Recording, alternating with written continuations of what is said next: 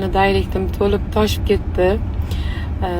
Yulduz opa Usmonova o'zlarining intervyularida Ozdipammi klipidagi baxtsiz hodisaga o'zlarini oqilona fikrlarini bildirib ketibdilar.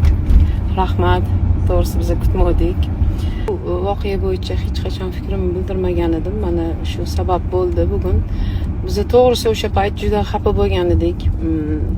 Ayrim hamkasblarimizdan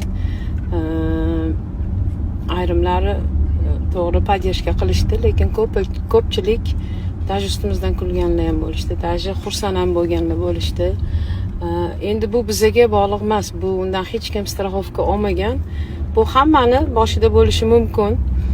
Boshiga tushishi mumkin. Endi bu bizaga bog'liq narsa emas. O'tda Ozdipamning prichon bo'lgan. Opam o'tda qatnashmaganlar ham. O'shanga juda ham xursand bo'ldik, opa, rahmat. Ayrim san'atkorlar o'zimiz guvohi bo'ldik. Shu vaziyatni orqasidan o'zlariga yarki PR ishlamoqchi bo'lishdi. Kim haqida gapirayotganimni o'zlari bilishadi. Kim nimani tilagan bo'lsa, Alloh 10 barobar qaytarsin o'ziga. Bugun